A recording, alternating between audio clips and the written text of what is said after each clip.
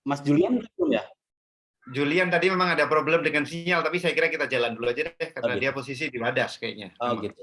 Oke. Ya, Assalamualaikum warahmatullahi wabarakatuh. Selamat sore Bapak Ibu semua para pembicara. Alhamdulillah di kesempatan kali ini kita berkumpul bersama untuk mendiskusikan satu isu yang saya kira sangat urgen untuk dibicarakan bersama tentang Wadas. Namun sebelum kita membicarakan lebih jauh, mungkin Mas Najib sebagai Kepala PSKP akan menyampaikan sedikit pesan dan kesan. Silakan Mas Najib, mungkin pendek aja sebelum kita berdiskusi. Ya. Oke, terima kasih banyak Mas Aim, Mas Lukmanul Hakim sebagai moderator. Selamat sore teman-teman sekalian, salam sehat, salam damai, assalamualaikum warahmatullahi wabarakatuh. Yang terpenting saya ingin mengucapkan terima kasih ya kepada semua pihak yang sudah berkenan hadir dan membantu dalam proses penyelenggaraan acara ini. Wabil khusus saya kira kepada para pembicara ya. Yang pertama kepada Mbak Alisa Wahid ini, Mbak Ning Alisa Wahid ini sekarang karena beliau ketua saya ini di PBNU. Ning Alisa, apa kabar? Sehat-sehat ya? Alhamdulillah sehat Mas Najib, matur nuwun. Matur nuwun dia. Mbak Lisa ini juga bolak-balik terus ke Wadas, mengikuti, memantau termasuk di grup PBNU, sangat aktif ini mendiskusikan mengenai hal ini. Berikutnya saya kira kepada Mas BK, Ulung Hapsara ini, pejabat kita ini, komisioner Komnas HAM. Terima kasih Mas BK atas kesediaannya dalam waktu sangat singkat. Sama-sama Mas. Bergabung dalam diskusi kita, ya Mas BK. Saya kira juga sangat intensif mengikuti ini, baru aja tadi dari Semarang katanya. Berikutnya ada Mas Herlambang. Mas Herlambang, apa kabar Mas Lambang? Herlambang, sehat-sehat ya? Moga-moga nggak ada kendala, beliau karena tadi di jalan sebenarnya. Moga-moga nggak ada masalah. Mas Herlambang, Baik, Mas. Ini warga baru di Universitas Gadjah Mada. Selamat datang. Ini saya kira akan menjadi tim UGM makin lengkap ini dalam melakukan kajian akademik maupun advokasi mengenai banyak isu. Ya. Dan terakhir Mas Julian dari LBH Yogyakarta yang sampai terakhir kayaknya masih ada problem dengan sinyal.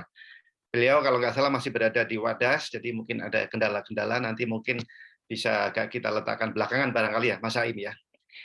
Saya kira itu terima kasih sebesar-besarnya kepada semua pembicara, termasuk juga kepada Mas Julian kayaknya masuk. Oke, makasih. Sip, Mas Julian. Oh ya,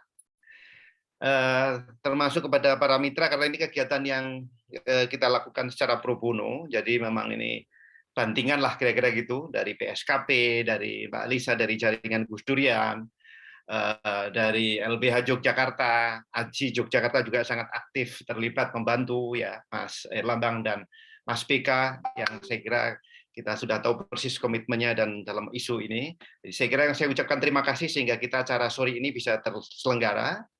Dan khusus lagi juga kepada Mbak Rina nih, Mbak Rina Mardiana yang menyelamatkan sore kita ini yang nyaris ada kebuntuan karena ada problem teknis sehingga akun yang kita pakai ternyata hanya 100. Alhamdulillah dengan bantuan gerak cepat dari Mbak Rina Mardiana yang juga ternyata asosiasi dosen akademisi yang peduli mengenai isu Wadas, dan saya kira nanti akan banyak berkontribusi juga dalam diskusi ini.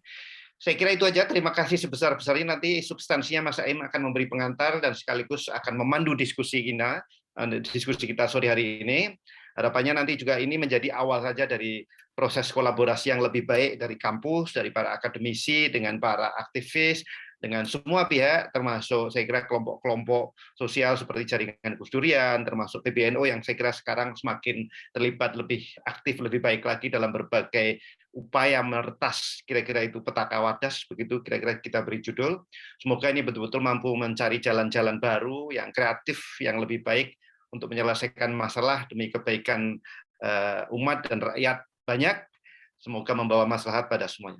Demikian saja saya kira Mas Aim, saya kembalikan kepada Mas Aim. Sekali lagi terima kasih sebesar-besarnya mewakili Pusat Studi Keamanan dan Perdamaian UGM kepada semua pihak. Assalamualaikum warahmatullahi wabarakatuh. Waalaikumsalam warahmatullahi wabarakatuh. Terima kasih Mas Najib. Kita mungkin bisa mulai diskusi ya.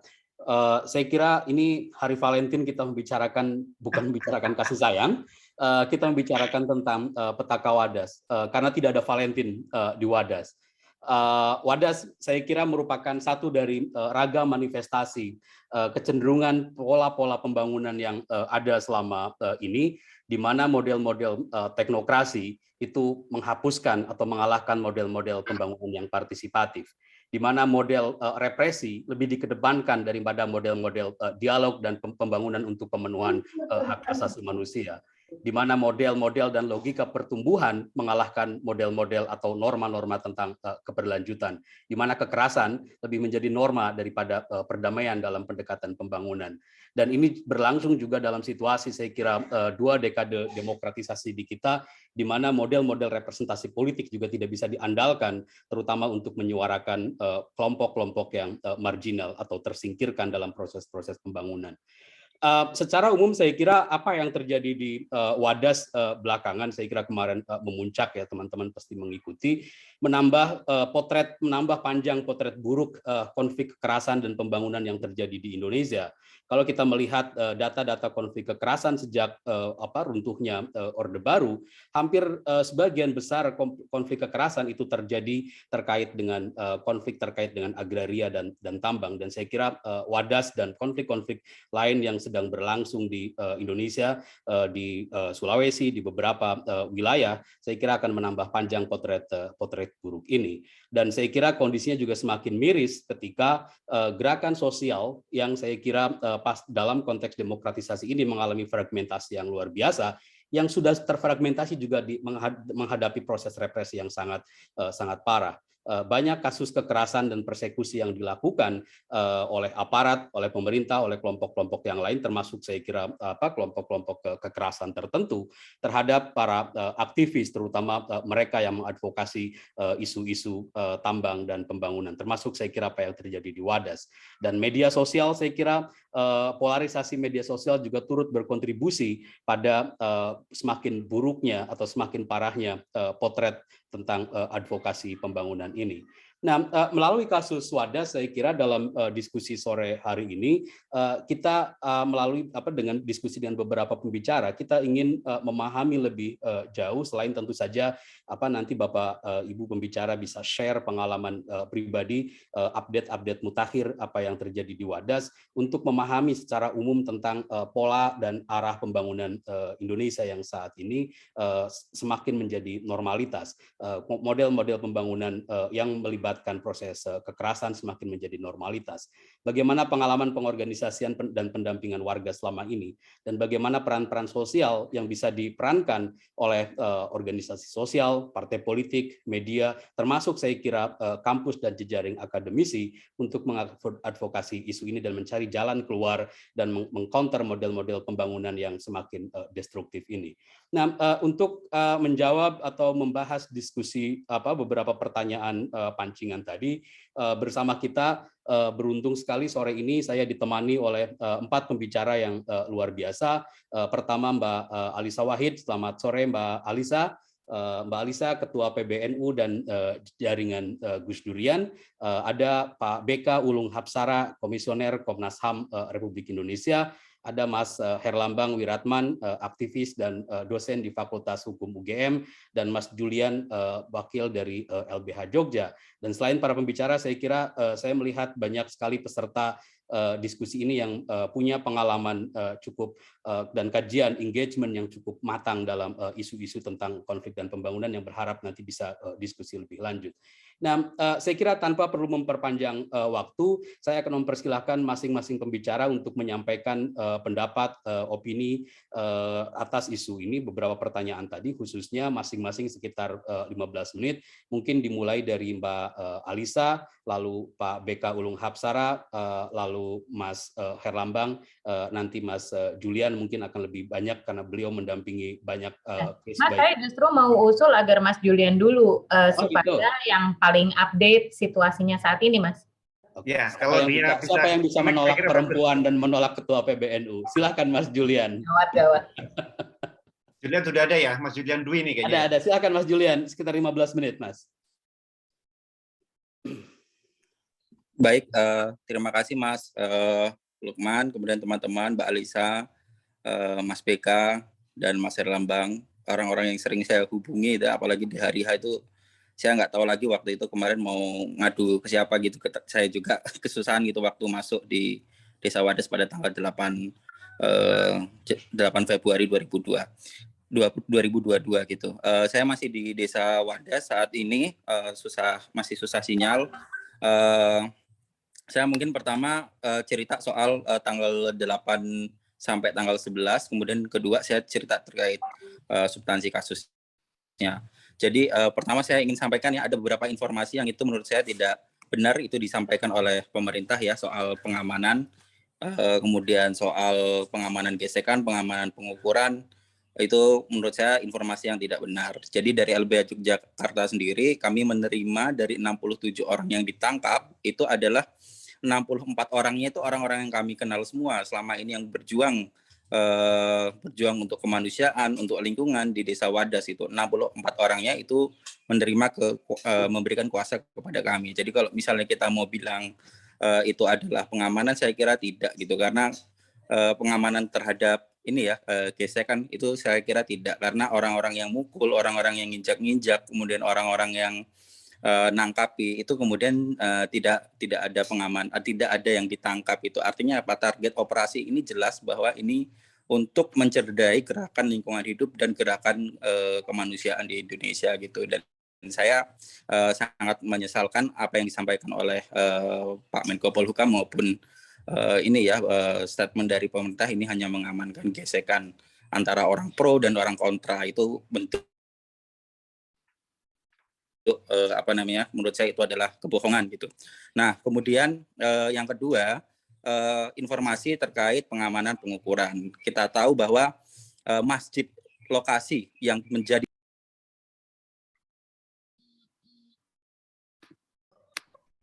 Hilang kayaknya, Mas. Mas Julian ya, terlempar ya.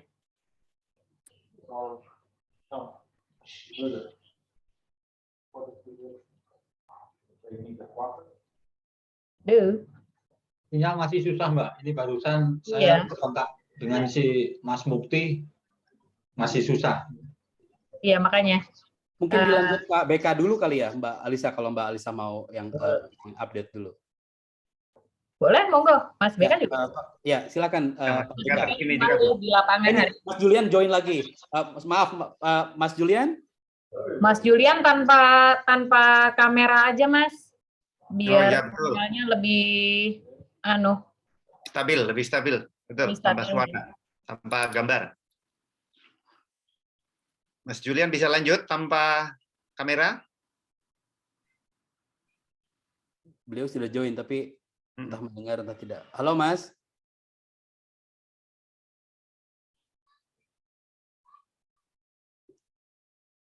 Halo Mas Julian.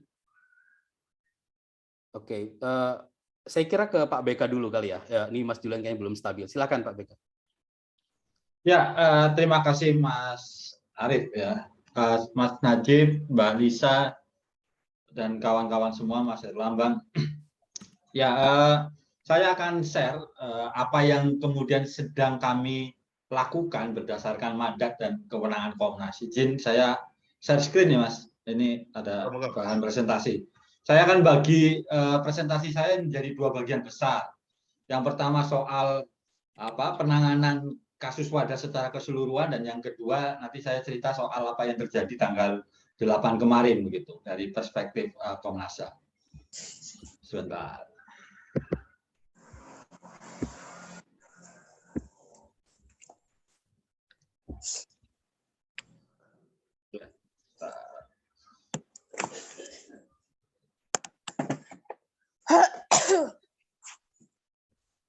Sudah masuk, Mas BK. Ya, sudah masuk ya? Ya. Sip. Ya, Bapak Ibu semua, jadi kami sebenarnya keterlibatan kami di Wadas itu sejak tahun lalu, tepatnya April 2021 ketika ada bentrokan pertama atau kekerasan pertama lah ya, tahun April 2021, di mana ada 11 orang warga Wadas dan juga pendamping itu kemudian ditahan di Polres Purworejo. Saya kemudian dikontak Aswin YLBHI untuk membantu memulangkan kawan-kawan warga Wadas dan akhirnya pulang sekitar jam 1:30 pagi begitu. Itu keterlibatan pertama. Nah, kemudian secara resmi Komnas kemudian menerima aduan dari yang pertama dari Gempa Dewa dan Wadon Wadas yang didampingi oleh LBH Jogja, Walhi Jogja, dan Solidaritas Perempuan Kinasi Yogyakarta terkait penolakan atas adanya rencana penambangan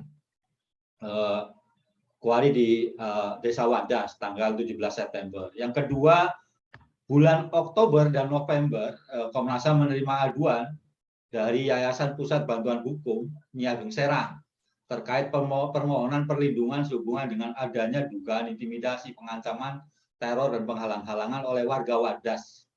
Itu khususnya yang menolak penambangan. Jadi dalam tanda kutip dua kelompok ini baik yang pro maupun kontra mengadu ke Komnas dengan kira-kira dengan materi aduan yang sedikit berbeda. Nah, apa yang dilakukan Komnas HAM? Yang pertama tanggal 27 sampai 30 September saya ke Wadas dan kemudian juga ke Semarang untuk mencari informasi, data, keterangan, dan fakta. Kami kemudian juga Oktober 2021 meminta keterangan Kementerian PUPR dan Kantor Staf Presiden. Tentu saja Kementerian PUPR karena dia yang bertanggung jawab untuk secara teknis bendungan benar, begitu, dan tentu saja Wadas. Kantor Staf Presiden kami undang juga karena statement salah satu staf kantor staf presiden pada bulan Februari 2021 itu yang kemudian menjadi salah satu memicu kekerasan yang ada di April 2021. Waktu itu kantor staf presiden memberi statement bahwa Wadas ini dibandingkan dengan proyek strategis nasional progresnya paling rendah lah. Nah, setelah mendengar seperti itu, BPWS sebagai pelaksana teknis di lapangan langsung ngebut, melakukan sosialisasi, mau mengukur tanpa sosialisasi dan yang lain sebagainya. Akhirnya April 2021 itulah kemudian terjadi kekerasan pertama begitu.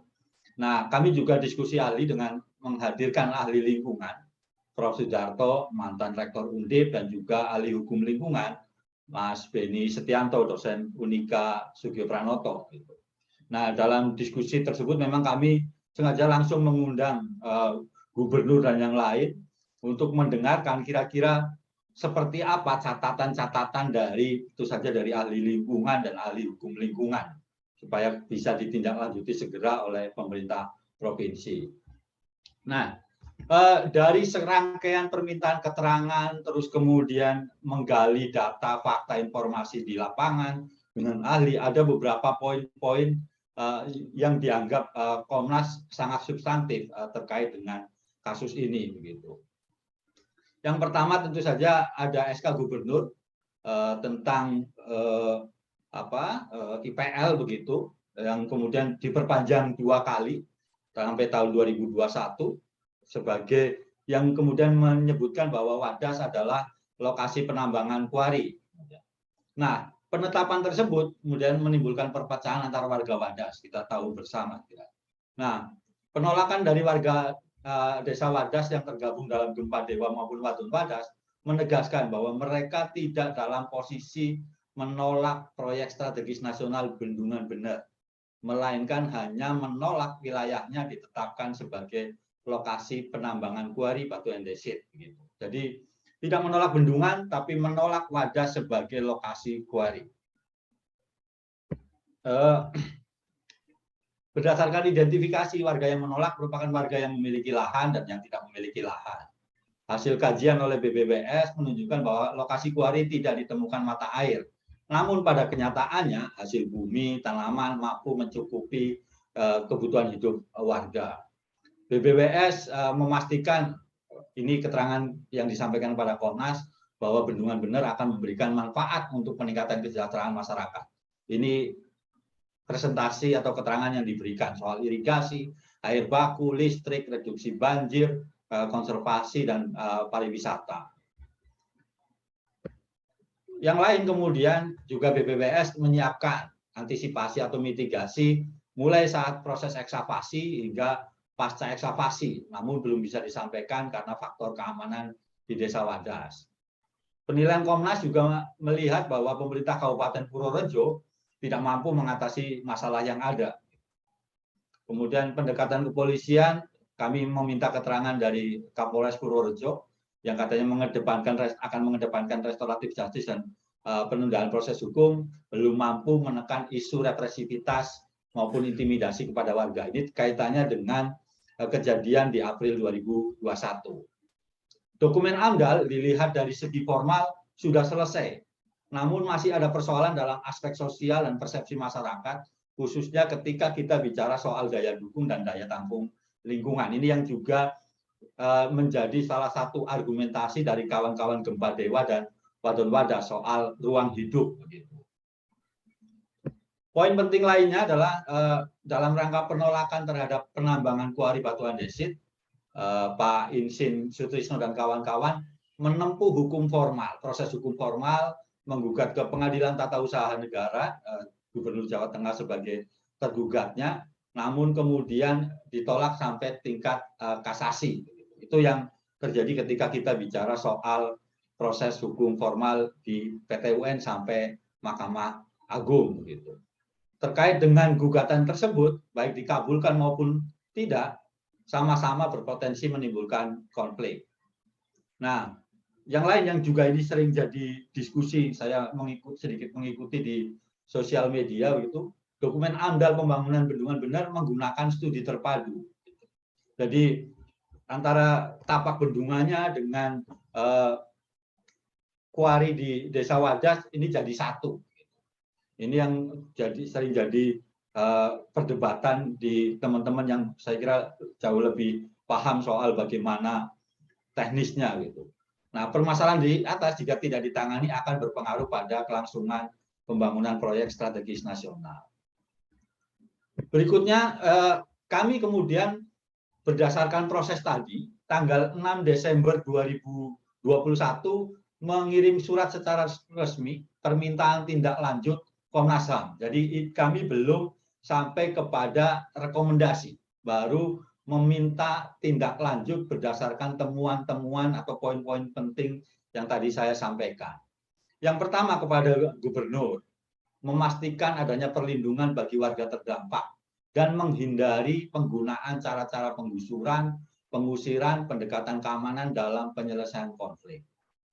Membentuk tim terpadu yang melibatkan stakeholders atau tim multi stakeholders begitu untuk melakukan evaluasi dan atau merumuskan ulang konsep perencanaan penyusunan program tata kelola strategi penyelesaian atas dampak pembangunan bendungan bener. Ini memastikan ada sisi yang lain begini, ada proses hukum yang di PT UN yang sudah selesai sampai kasasi, di sisi yang lain kemudian ada masyarakat yang pro dan kontra, karenanya kemudian kami minta Gubernur untuk membentuk tim terpadu multi stakeholders, kemudian memastikan partisipasi atau keterlibatan warga dalam dan membangun ruang dialog dalam rangka penanganan dan atau penyelesaian dampak pembangunan bendungan bener. Itu permintaan tindak lanjut Komnas.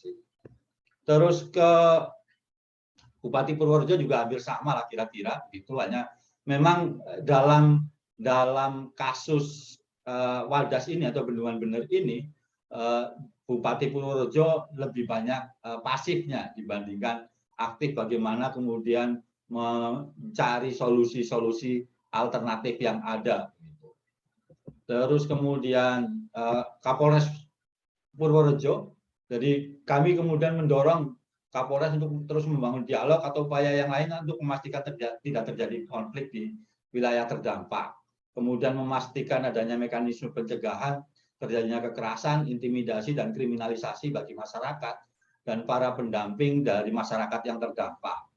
Memastikan adanya perlindungan hukum dan HAM secara berkeadilan dalam konteks penanganan dampak dan kemudian untuk mengedepankan upaya persuasif dan pendekatan restoratif justice. Jadi pasca April 2021 ada beberapa orang yang kemudian sempat di BAP tapi kemudian tidak diteruskan proses hukumnya, karena ya Kapolres bilang situasi tidak memungkinkan, jadi kami akan mengedepankan soal restoratif justice, gitu. Itu yang disampaikan. Terus kemudian saya kira ini juga tidak kalah pentingnya kepada BBWS, begitu. Ini karena sebagai tim teknis, dan saya kira kejadian kemarin juga salah satu penyebabnya adalah BBWS yang tidak memahami betul bagaimana situasi sosial masyarakat dan juga dinamika yang ada di Wadas dan solidaritas yang terjadi di banyak tempat yang peduli dengan Wadas, sehingga mereka hanya mendorong bagaimana proyek strategis nasional itu cepat-cepat selesai, begitulah. Sehingga terus kemudian kami meminta mereka koordinasi untuk mengevaluasi lagi seperti apa tadi soal izinnya, terus soal kelayakan Wadas sebagai kuari dan yang lain sebagainya. Itu yang inti-inti dari kami permintaan tindak lanjut yang dikirim pada tanggal 6 Desember melalui surat resmi kepada pihak-pihak terkait. Nah, terkait dengan kemarin kejadian tanggal 8 Februari, sebenarnya kan ini upaya pengukuran yang kedua pasca diterbitkannya surat dari Komnas HAM. Yang pertama itu ada upaya untuk mengukur sekitar tanggal 17 atau 18 Januari. Itu kemudian kami sempat dapat blastingannya, WhatsApp-nya yang ada rencana pengukuran, dan kami pada saat itu juga kontak beberapa pihak untuk segera menunda pengukuran karena belum ada belum, situasinya belum kondusif, bahkan kemudian masih banyak penolakan. Terus yang lain, sebelum ngomong tanggal 8 itu, Pak Gubernur melihat situasi masih ada pro kontra, dan kemudian tadi keputusan kasasi memang meminta pada Komnas untuk memfasilitasi dialog. Jadi saya di WhatsApp dan minta fasilitasi dialog. Saat itu kemudian saya juga langsung koordinasi dengan Julian, apakah warga bersedia dialog atau tidak. Ini karena ada permintaan dari Pak Gubernur. Setelah itu ada kami fasilitasi dialog, hanya memang teman-teman yang menolak itu tidak bisa datang karena ada beberapa syarat yang tidak bisa dipenuhi, begitu, untuk bisa datang ke Semarang sebagai lokasi dialog. Nah, atas situasi tersebut saya dan Ketua Komnas tanggal 20 Januari datang menemui warga Wadas langsung, begitu, dan mendengarkan kira-kira tuntutan mereka terkait dialog yang rencananya mau difasilitasi Komnas. Mereka meminta bahwa Pak Ganjar datang langsung ke Wadas untuk dialog, dan itu difasilitasi Komnas. Dan besoknya saya datang ketemu dengan Pak Gubernur, itu terus bilang ya siap, gitu. Saya siap untuk dialog, datang ke Wadas untuk dialog. Itu rangkaian tanggal 20-21 Januari. Hanya kemudian ternyata dinamika lain, ada percepatan karena BBWS, informasi yang kami dapat didesak oleh warga yang pro, begitu, untuk segera mengukur, begitu. Untuk segera mengukur. Karena itulah kemudian BBWS, BPN koordinasi dengan Pemprov minta pengamanan dari kepolisian. Karena akhirnya kejadian kemarin. Dan sebelum kejadian pun pagi hari saya kontak dengan Pak Gubernur untuk minta penundaan. WhatsApp saya sayang tidak direspon sampai menjelang jam 9. Saya kontak Sekda, kontak kepolisian, kontak pejabat provinsi lainnya untuk minta penundaan, ya akhirnya tetap tidak bisa. Siangnya saya di WhatsApp Julian minta akses, minta dibantu supaya bisa masuk ke Wadas karena pada saat itu diblokir semua dan gagal, begitu, karena ternyata saya dapat keterangan dari Kapolres, saya semalam ketemu Kapolres Purworejo, handphonenya semua ditinggal, gitu.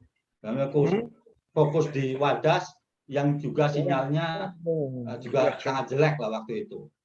terus kemudian dapat informasi penangkapan tadinya 24, 20 berapa, terus berkembang sampai 67. Malam sekitar jam 7:30 saya WhatsApp Pak Gubernur, minta teman-teman dibebaskan, terus Pak Gubernur telepon sekitar setengah jam, dan akhirnya memang meminta pada Kapolda dan Wakapolda untuk membebaskan kawan-kawan.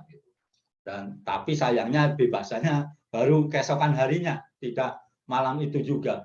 Dan saya membuat statement publik. Nah, pasca itu kemudian saya dari hari Jumat dan baru pulang hari ini, baru sekitar 30 menit yang lalu, 1 jam yang lalu baru nyampe rumah lagi di Jakarta, melakukan pemantauan, gitu ya. Melakukan pemantauan atas peristiwa yang terjadi pada tanggal 8 kemarin. Ada temuan awal, 4 temuan awal Komnas HAM. Yang pertama saya mengkonfirmasi bahwa memang ada kekerasan. Itu yang pertama. Yang kedua, warga masih ada yang kemudian belum pulang ke rumah. Belum pulang karena situasi ketakutan dan trauma begitu. Terus kemudian temuan yang ketiga adalah warga desa trauma dan ketakutan, terutama ini perempuan dan anak gitu, trauma dengan peristiwa tanggal 8 kemarin. Dan temuan awal yang keempat adalah soal relasi sosial. Bagaimanapun juga ketika penunjukan Wadas sebagai lokasi kuari, relasi sosial antara yang pro dan kontra semakin merenggang begitu. Meskipun tidak sampai konflik fisik, tapi kemudian hubungan pribadi, hubungan kekeluargaan, kekerabatan sedang mengalami krisis lah begitu kalau saya bisa sampaikan. Nah, pada titik itu kemudian dengan temuan awal tadi, saya tadi pagi ketemu dengan Kapolda. Pagi ketemu dengan Kapolda, terus saya menyampaikan temuan awal tadi, ada kekerasan dan lain sebagainya, sekaligus juga meminta kepada teman-teman Polda Jawa Tengah, pertama untuk kemudian memberi sanksi kepada semua petugas atau aparat kepolisian yang memang terbukti melakukan kekerasan, terus kemudian mengembalikan barang-barang yang disita gitu, dan juga yang lain adalah soal penegakan hukum bagi mereka lah ya yang bersalah begitu, terus bagaimana kedepannya supaya ada pencegahan supaya peristiwa yang sama itu tidak berulang. Hanya sayangnya kemudian responnya memang beda-beda. Soal barang sitaan tadi langsung Kapolda perintah untuk dikembalikan lagi. Kata tadi saya sempat komunikasi dengan Julian, sedang diambil oleh teman-teman LBH Ansor, ada handphone, ada parang dan lain sebagainya. Saya nggak sempat mendapat datanya, sedang dalam proses pengambilan. Terus kemudian saya juga ngomong ke Kapolda untuk teman-teman kepolisian tidak mudah memberi stempel hoax atas reportase lapangan langsung begitu. Jadi tidak mudah kemudian orang yang datanya berbeda dengan apa yang di polisi kemudian di stempel hoax. Saya juga sampaikan itu. Dan sayangnya ketika saya pulang ke dalam perjalanan di tol, saya dapat berita Polda Jawa Tengah membantah adanya kekerasan bagi hasil temuan Komnas HAM. Tidak berapa lama lagi kemudian Mabes Polri giliran kemudian membantah juga temuan atau Komnas HAM tentang kekerasan pada saat tanggal 8 kemarin. Saya kira itu Mas Lukman sebagai pengantar, nanti kita bisa diskusi lebih jauh lagi. Terima kasih. Oke, terima kasih. Nah, Pak BK, mumpung Mas Julian ada dan bisa connect, mungkin langsung ke Mas Julian aja, Mas. Yang dari tadi terlempar masuk terus. Silakan, Mas. Ya, terima kasih Mas Lukman. Tadi saya sudah menyampaikan bahwa informasi dari pemerintah juga banyak yang tidak benar gitu. Dan faktanya sampai sini kami belum mendapatkan data siapa saja yang itu kemudian diukur gitu. Nah, kembali lagi bahwa ya informasi kami kemarin sudah melakukan visum ya. Jadi dari 64 anak-anak itu yang ditangkap itu Itu diantaranya 10 diantaranya itu adalah anak-anak di bawah umur. Jadi benar-benar kepolisian sendiri ketika melakukan proses penangkapan kepada anak-anak ini itu posisinya tidak dipisah gitu ya, campur gitu prosesnya dari orang dewasa gitu. Mereka juga tidur ya bareng sama ya campur jadi satu gitu di aula. Nah, dalam lanjutannya kemudian proses penangkapan yang dilakukan oleh orang-orang gempa dewa ini atau gerakan-gerakan teman-teman yang masuk ke dalam gempa dewa ini, itu ada banyak ceritanya. Ada yang ditangkap di dalam rumah, didobrak itu pintunya di depan hadapan istri gitu ya. Jadi sekarang ada banyak istri yang itu belum berani keluar ya karena melihat suaminya yang gagah, ganteng gitu kan. Seorang bapak itu kemudian ditangkap yang tidak manusiawi gitu di depan istrinya secara semena-mena gitu. Dan selama 4 hari kemarin itu memang komunikasi antara satu warga dan lainnya itu masih belum ketemu ya. Jadi belum sampai sempat guyup rukun melihat situasi di mana keluarganya ketemu dengan keluarganya, dan sampai hari ini pun masih ada yang mengungsi dan belum berani kembali gitu. Itu terkait di hari H. Memang waktu itu saya ingin minta akses masuk, tapi waktu itu saya tidak diperkenankan masuk ya. Justru saya dibawa ke Polsek dan di Polres. Kami ingin ketemu, dan ketika ketemu di sana ternyata sudah banyak tuh anak-anak Wadas yang selama ini yang gerak di penolakan tambang gitu. Jadi saya kira saya tegaskan lagi bahwa operasi ini itu memang ditujukan untuk menteror dan mengintimidasi gerakan lingkungan hidup dan gerakan kemanusiaan. Indikatornya memang kami gunakan adalah orang-orang yang memang hari ini ditangkap gitu. Itu pertama. Kemudian yang kedua, saya ingin kembali lagi bahwa kalau memang ini kemudian adalah proyek untuk kepentingan umum ya, Pak Ganjar kan kemudian selalu mengatakan bahwa ya semua proses kan sudah selesai dan sudah saya sudah saya tempuh gitu. Ini cuma masalah dialog. Nah, pengakuan warga setempat atau kasus ini itu seolah-olah tuh warga setempat itu selalu dianggap bodoh gitu ya oleh pemerintah, itu orang yang nggak tahu apa-apa gitu. Jadi orang yang tidak mengerti wilayahnya gitu. Jadi ini hanya butuh penjelasan dari ahli, ini penjelasan dari orang-orang yang punya kemampuan dan disiplin ilmu yang baik gitu. Tapi pengakuan terhadap masyarakat kemudian itu tidak pernah diakui gitu. Padahal masyarakat sudah mewarisi keilmuan dari nenek cucunya mereka gitu, nenek kakeknya mereka kemudian diturunkan ke anak cucu gitu, dan itu terpelihara dengan baik. Bagaimana mereka memitigasi longsor di sana, bagaimana mereka membedakan musim tanam, musim tumbuh dan lain sebagainya. Keilmuan itu kemudian tidak menjadi pengakuan. Jadi saya melihat kok ini merendahkan sekali ya. Jadi permasalahan atau konflik ini muncul ini karena kurangnya dialog, tidak sesempit itu. Tapi pemerintah itu selama ini tidak pernah mengakui pengetahuan yang ada di masyarakat. Makanya terjadi deadlock terus gitu. Jadi kalau misalnya mau melakukan penyelesaian masalah gampang bener kok. Pak Ganjar itu nggak harus ngambil batuan di Desa Wadas. Buktinya kan bendungan, katanya bangun bendungan sampai sudah jadi 4 ya, targetnya 9 gitu. Nah, gimana caranya bangun 4 itu kan nggak harus di Desa Wadas juga ngambilnya itu yang sudah dibangun itu. Itu pertama. Kemudian yang kedua, saya ingin pada tanggal 4 kalau nggak 19 Januari 2002 Kapolda itu pernah menyampaikan bahwa mereka membentuk teamwork untuk menyelesaikan penyelesaian kasus di Bendungan Bener gitu. Di mana anggota teamwork ini ada Pangdam maupun gubernur gitu. Nah, saya sebenarnya belum mendapatkan informasi ya apa hasil dari teamwork tersebut. Teamwork yang ingin menyelesaikan kasus di Bendungan Bener termasuk di Desa Wadas. Apakah hasil dari rencana teamwork itu operasi pada tanggal 8 sampai tanggal 11 ini? Jika iya, maka pemerintah Jawa Tengah, Kapolda, termasuk kepolisian daerah Jawa Tengah dan Pangdam harus bertanggung jawab atas penderitaan rakyat Wadas sejak tanggal 8 sampai 11 Februari kemarin. Saya kira itu sih Mas yang ingin saya sampaikan. Tentu kami sudah melakukan visum. Hasil visum itu kami harap nanti kami akan sampaikan juga ke publik temuan-temuan medis yang ada di sana. Itu saja mungkin yang bisa saya update.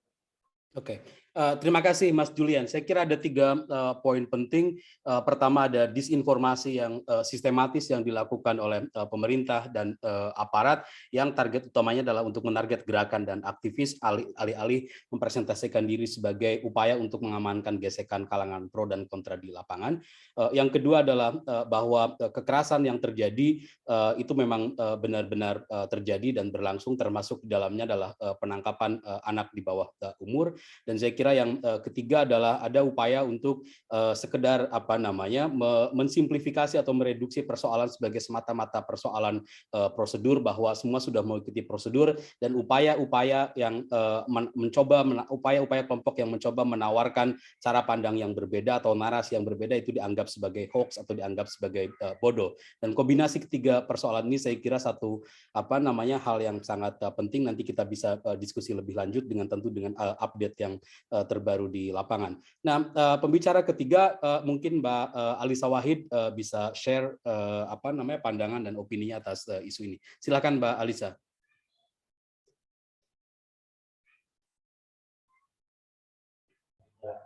Ya. Baik, terima kasih. Selamat sore, Assalamualaikum warahmatullahi wabarakatuh.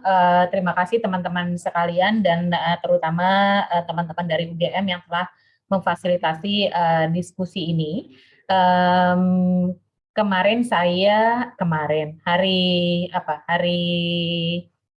Sabtu saya menyusul Mas BK ke Wadas dan sempat bertemu langsung dengan warga di Wadas, baik kelompok yang mendukung maupun kelompok yang menolak ya.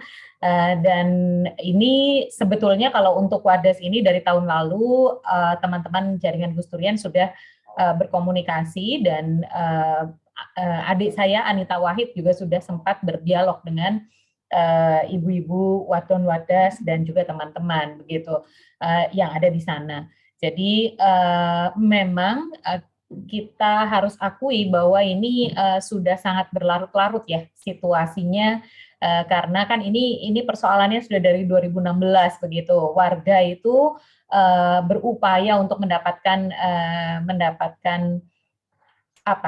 kepastian bahwa tanahnya ini tidak akan dikeruk atau dihancurkan, itu sudah dari 2016 begitu, dan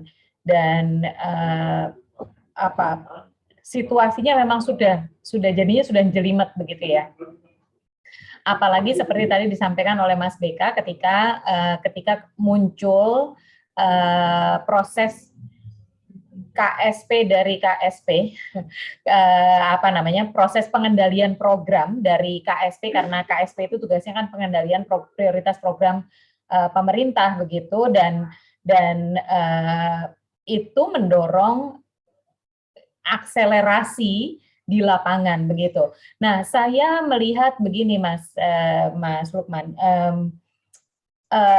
persoalan kita setelah kemarin saya berjumpa ya, sebelum itu berangkat dari pengalaman di advokasi yang lain-lain, misalnya mulai dari Kendeng dulu ya, Kendeng, Sukolilo, lalu kemudian Rembang, lalu kemudian beberapa konflik lain yang lebih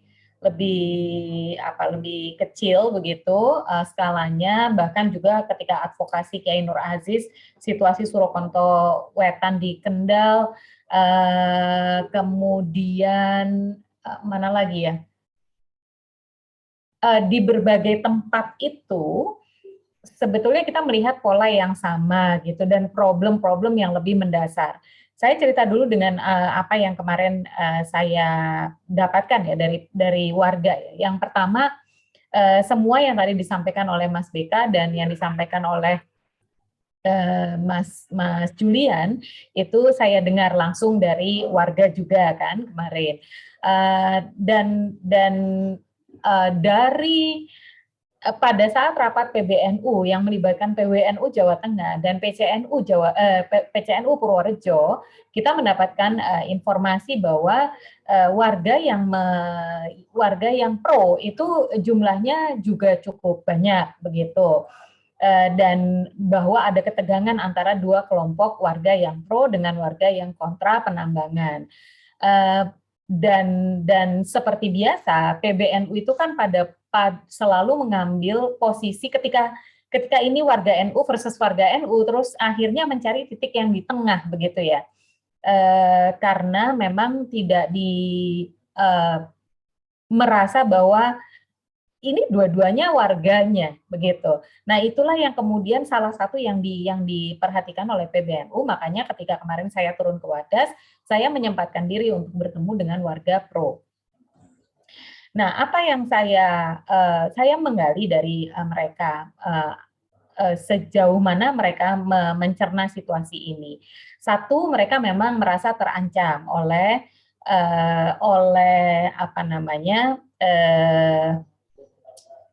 social pressure begitu, social pressure. Saya ketemu sama anak kecil yang selalu nangis karena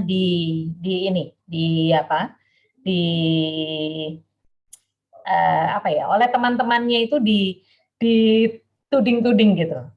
Weh, kamu anaknya BBWS, kamu menghancurkan kayak gitu-gitu gitu. Sehingga anak-anak ini kemudian beberapa anak ini nggak mau ngaji dan lain-lain begitu. Lalu kemudian ada persoalan sosial yang warga yang pro ini merasa mereka dijadikan social outcast gitu. Nah, ini kan sesuatu yang menurut saya saya sebagai psikolog begitu, saya memiliki dinamika yang sangat lumrah ya antara warga yang berbeda pendapat, ya nggak usah jauh-jauh pilihan kepala desa aja kemungkinan seperti itu ya terjadi juga gitu, saling bully dan saling ini.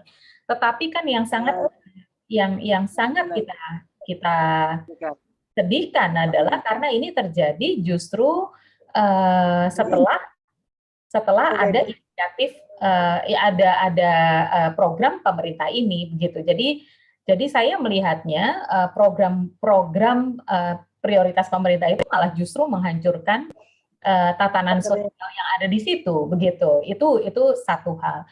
Lalu kemudian saya gali terkait dengan yang rame narasi di luar bahwa warga yang menolak itu mengintimidasi bahkan meneror gitu. Enggak, saya tidak menemukan itu. Ya bullying iya, tetapi nggak sampai terornya yang melakukan kekerasan atau apa, itu tidak ada. Lalu kemudian saya tanya juga kepada warga yang pro, Ibu dulu ngambil keputusan ini. Saya bertemu dengan beberapa ya, 6 orang atau 7 orang ibu-ibu yang saya ajak bicara. Ibu dulu mengambil keputusannya gimana Bu prosesnya begitu. Lalu jawaban mereka ya kita dikasih tahu kalau akan ada pembangunan, lalu waktu itu dikumpulkan, diberitahu, dikasih penjelasan pembangunan bendungannya akan di sana, di sebelah mana. Kemudian kami ini diminta untuk menjual tanahnya. Enggak kata-katanya bukan menjual tanahnya ya, intinya ya tanahnya akan digunakan oleh pemerintah begitu. Lalu mereka mengatakan begini, ini salah satu yang sangat dasar, ini fundamental saya temukan di berbagai tempat. Mereka mengatakan bahwa ya kan kalau tanah, batu, air itu kan punyanya negara. Jadi kalau negaranya minta ya harus diberikan. Gitu. Satu. Lalu kemudian mereka mengulang, kami kan rakyat kecil. Kami nggak ngerti apa-apa. Waktu saya sampaikan, Bu, kalau Ibu sudah punya sertifikat tanahnya, itu tanahnya Ibu, bukan tanahnya negara.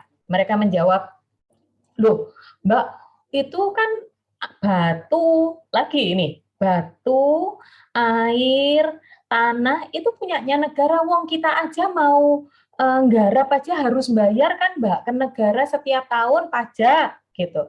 Jadi mereka memahami pajak itu sebagai membeli hak untuk mengolah tanah itu, begitu.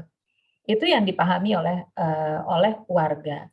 Lalu kemudian warga juga selalu selalu berulang kali menyampaikan bahwa kami rakyat kecil, kami nggak tahu, ini punya pemerintah. Kalau pemerintah sudah minta, ya kami nggak bisa ngapa-ngapain, begitu.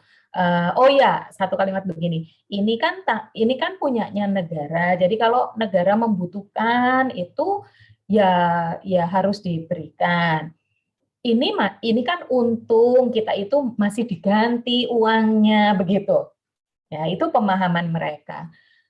Lalu saya tanya, Bu, terus nanti kalau misalkan tanah itu sudah diambil, terus bagaimana dengan keluarga, dengan kehidupan warga, kehidupan keluarga Ibu, itu bagaimana? Terus mereka menjawab, oh itu kan nanti setelah pembangunan itu selesai, kan nanti akan dijadikan desa wisata. Jadi kami semua bisa bekerja di sana, gitu. Nah, ini pola-pola ini saya temukan juga dulu waktu di Kendeng, gitu. Ketika warga masyarakat itu, ya mereka berangan-angan bahwa mereka nanti akan diserap sebagai tenaga kerja di pabrik semen, begitu. Ini yang dipahami oleh warga, begitu. Nah, jadi kita mengalami, yang saya lihat itu adalah satu, terjadinya perusakan kehidupan sosial kemasyarakatan. Kemudian yang kedua itu dampak dari pendidikan kewargaan yang tidak memadai, dan memang barangkali itu yang selama ini memang tidak dilakukan, gitu ya, untuk kepentingan seperti ini, mungkin begitu. Itu hal yang saya alami saya temukan ya di lapangan, tentu saja. Nah, Mas, saya ingin ini aja menampilkan hal sederhana sih, cuman ini bagi saya jadi sangat relevan. Ini adalah tulisan Gus Dur pada tahun 2006. Gus Dur menyampaikan begini, salah satu ketentuan dasar yang dibawakan Islam adalah keadilan, baik yang bersifat perorangan maupun dalam kehidupan politik. Keadilan adalah tuntutan mutlak dalam Islam, baik rumusan hendaklah kalian bertindak adil, ini Al-Maidah ayat 8, maupun keharusan menegakkan keadilan. Ini dua rumusan ini berkali-kali dikemukakan dalam kitab suci Al-Quran. Dengan meminjam dua buah kata yang sangat populer dalam peristilahan kaum muslimin ini, mohon maaf, Undang-Undang Dasar 1945 mengemukakan tujuan bernegara kita, yaitu menegakkan keadilan dan mencapai kemakmuran. Masyarakat adil dan makmur merupakan tujuan bernegara Kesatuan Republik Indonesia. Kalau negara lain mengemukakan kemakmuran dan kemerdekaan sebagai tujuan, maka negara kita lebih menekankan prinsip keadilan daripada prinsip kemerdekaan itu. Ini tulisan Gus Dur dalam buku Islamku, Islam Anda, Islam kita kalau saya tidak salah ya. Intinya pokoknya artikel Islam dan keadilan sosial. Lalu kemudian yang kedua, Gus Dur juga menuliskan tujuan pemerintah dan kepemimpinan dalam pandangan Islam adalah al-maslahah al-ammah, yang secara sederhana diterjemahkan dengan kata kesejahteraan dan kemakmuran. Nah, kita bisa lihat di sini, ini konsep ini secara fundamental sebetulnya sudah langsung terlanggar di dalam konteks Wadas ini. Tapi juga dalam konteks yang lebih besar, begitu ya, dari pola-pola yang tadi saya temukan di berbagai kasus, di mana keadilan itu tidak menjadi paradigma, begitu. Yang saya lihat kemudian adalah pendekatan pembangunannya itu memang tidak inklusif, dalam arti ya tidak menyertakan masyarakat dan tidak benar-benar memikirkan tentang kesejahteraan masyarakat di porosnya. Lalu kemudian yang kedua, demokrasi kita masih demokrasi prosedural, sehingga relasi yang terjadi antara apa namanya, negara dengan rakyat dalam situasi-situasi seperti Wadas itu selalu relasi yang tidak setara, selalu relasi kuasa. Ini yang menurut saya problem yang jauh lebih fundamental. Begitu kita akan terus mengalami situasi seperti ini ketika hubungan demokratik yang harusnya itu benar-benar demokrasi substantif itu tidak ada. Ada demokrasi prosedural tetapi tidak ada demokrasi deliberatif. Relasi itu tadi kalimat-kalimat yang digunakan oleh para ibu-ibu tadi itu menunjukkan relasi yang tidak setara antara negara dengan rakyat. Nah, ketika saya berbicara dengan para petinggi, itu yang sering terjadi kemudian adalah keyakinan bahwa kami sudah melakukan sosialisasi, semua kita sudah urus, prosedural dan teknokratik. Sementara rakyat sendiri memang tidak dianggap begitu. Paradigmanya itu ya itu tadi, paradigma bahwa semuanya milik negara. Karena itu ya rakyat harus mengalah pada kepentingan yang jauh lebih besar. Lah kepentingan yang jauh lebih besar itu kan ya kepentingan rakyat harusnya begitu. Tetapi kemudian posisinya adalah rakyat harus mengalah, rakyat harus memberi. Begitu. Nah, ini ketika ketemu dengan rakyat yang memang tidak paham apa yang menjadi haknya, ya memang kemudian menjadi sangat apes begitu ya bagi rakyat begitu. Nah, itu yang saya rasakan betul ya Mas dalam situasi ini. Makanya ini terkait dengan PBNU. PBNU itu satu garisnya itu adalah keputusan muktamar, ya Allah mohon maaf, keputusan muktamar yang ini dimulai dari Basul Masail begitu. Ini kan keputusannya itu begini, negara perlu memperkuat perlindungan terhadap kepemilikan dan daulat rakyat atas tanahnya. Titik tekan kebijakan pembangunan yang lebih menitik beratkan pada industri dan bukan pada rakyat kecil, menjadikan rakyat sebagai kelompok yang lemah atau mustad'afin dan rentan ditindas atas nama pembangunan. Begitu. Lalu kemudian Basul Masail Waqi'iyah ini menyatakan bahwa tanah yang sudah dikelola oleh rakyat selama bertahun-tahun, pemerintah tidak boleh atau haram mengambil tanah tersebut. Bahkan pemerintah wajib merekognisi dalam bentuk sertifikat kecuali jika terbukti proses iqta'nya tidak memenuhi prinsip keadilan dan kemaslahatan. Jika rakyat melakukan okupasi, menempati atau mengelola lahan negara secara ilegal, maka pemerintah dapat mengambil tanah tersebut karena termasuk mengelola lahan yang sudah ada pemiliknya tanpa izin. Nah, lalu dalam konteks sengketa pertanahan, prinsip perlindungan warga dan pengelolaan sumber daya secara adil itu harus digunakan. Merampas tanah merupakan tindakan berdosa, baik terkait dengan perampasan hak milik perseorangan maupun perampasan hak pengelolaan atas tanah tertentu. Nah, karena itu posisi PBNU setidaknya sampai siang tadi itu adalah yang pertama, PBNU sama seperti warga masyarakat itu tidak menolak bendungannya, tetapi PBNU meminta agar persoalan tanah Wadas itu ya disepakati oleh warga Wadas, begitu. Harus menyepakati warga yang harus menyepakati itu adalah warga Wadas. Tidak bisa kemudian dibuat keputusan sepihak, begitu ya. Kemudian yang kedua, negara tidak boleh merampas, karena secara fikih itu memang tidak dimungkinkan begitu. Negara tidak boleh merampas.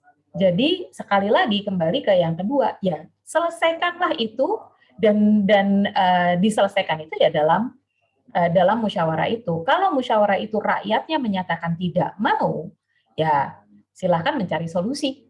Gitu ya, intinya seperti itu. Tapi yang jelas tidak ada PBNU menekankan agar tidak ada perampasan terhadap tanah rakyat atau hak rakyat. Lalu kemudian yang ketiga yang ini mulai dari kemarin kami lakukan, PBNU lakukan itu adalah membangun jembatan-jembatan agar solidaritas warga, ukhuwah warga baik yang pro maupun yang kontra itu bisa kembali diperkuat begitu. Nah, kalau yang ini mungkin agak berbeda dengan teman-teman aktivis, PBNU tidak akan mengambil posisi benar salah menang kalah begitu ya. Kalau dalam konteks ini ya, dalam konteks solidaritas atau ukhuwah warga. Karena itu kemarin saya juga meminta kepada ibu-ibu baik dari kedua belah pihak untuk membuka pintu tetap menjaga solidaritas antar warga apapun posisi yang diambil begitu. Saya rasa sampai di situ dulu Mas Lukman, nanti kepanjangan saya ini. Looking forward to the discussion deh pokoknya. Terima kasih. Makasih Mbak Alisa. Saya kira saya langsung ke Mas Herlambang aja karena kita kehilangan cukup banyak waktu. Silakan Mas Herlambang 12 sampai 15 menit Mas Herlambang. Baik, terima kasih. Saya coba itu kan. Ya. Terima kasih Mas Ain, yang saya hormati Mas Najib, Ketua PSKP yang sekarang di PBNU, Mbak Alisa, Mas Beka, dan Mas Julian, serta Mas Aim yang memoderatori pada kesempatan sore ini. Catatan saya akan saya sampaikan dengan PowerPoint ya. Mohon maaf karena saya khawatir kurang fokus. Jadi saya menyiapkan beberapa catatan atau hal yang menurut hemat saya perlu menjadi perhatian ya, terutama posisi melihat kasus ini yang memang saya tidak melihatnya faktornya kultural saja atau konflik horizontal yang seringkali muncul bahkan menjadi kuat ya belakangan ini. Kesannya adalah warga itu diamankan atau kemarin itu katanya bukan ditahan tapi diamankan supaya tidak terjadi konflik horizontal. Saya kira ini bisa dikoreksi oleh Mas Julian ya, realitasnya seperti apa. Saya lebih melihatnya ini represi ya, kekerasan atau bentuk dari pelanggaran, bahkan kecenderungannya adalah kejahatan hak asasi manusia. Bukan kasus biasa, bukan kasus pelanggaran hukum biasa, karena ini dilakukan dengan serangkaian tindakan yang relatif cukup terencana, ya, sistematik, melibatkan banyak pihak, dan tanda-tanda menuju arena kekerasan itu sudah terlihat, ya. Sama persis seperti kalau teman-teman mengingat kasus Alas Logo di Pasuruan yang menembaki petani sampai belasan luka-luka. 2 ibu-ibu meninggal dunia karena tembus di kepalanya dan 2 petani laki-laki yang juga meninggal. Itu H-1 kami sudah tahu ada rencana penembakan itu, ada rencana kekerasan yang akan terjadi di Alas Logo. Jadi peristiwa ini boleh dikata tidak sesederhana yang dibayangkan sebagaimana banyak statement-statement pejabat ya yang muncul di belakangan ini. Nah, karena itu saya ingin menempatkan 3 lanskap dalam pokok pikiran sekarang ini. Yang pertama, hukum dalam konteks ini itu jelas karakternya represif, ya, diikuti dengan pelanggaran-pelanggaran hak asasi manusia. Kemudian yang kedua, lanskap yang juga harus dibaca secara kritis adalah ada politik hukum impunitas. Politik hukum impunitas ini menguat ya dari waktu ke waktu, terlebih dengan konteks politik yang makin tidak lagi bekerja secara punya integritas di dalam upaya penegakan hukum. Bahkan kasus TEN itu lebih memperlihatkan bahwa arena atau era sekarang itu fase yang disebut falsehoods ya, atau kebohongan-kebohongan itu banyak manipulasinya. Jadi kalau Mas Bekasan dibantah oleh Polda dan Mabes Polri, lanskap yang penting juga dibaca adalah ekonomi politik versus ruang hidup kehidupan warga. Jadi hukum represif ini bukan teori baru ya, ini sudah lama sekali. Disertasinya Pak Mahfud MD juga pakai ini, karena dia menulis soal hukum progresif ya. Tetapi belakangan ini buku ini perlu dikoreksi lagi menurut hemat saya. Kenapa? Karena hukum represif itu kecenderungannya pada saat buku ini ditulis itu lebih memperlihatkan karakter rezim yang otoritarian dengan proses-proses yang sangat represif ya, atau hukum represif berada dalam rezim represif. Tapi 2 dekade terakhir itu bisa menampilkan situasi yang berbeda.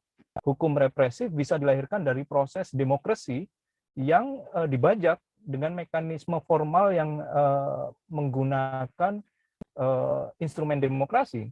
Itu yang disebut-sebut sebagai liberal democracy. Nah, tentu ada beberapa ciri yang masih sangat relevan untuk membaca apa itu hukum represif.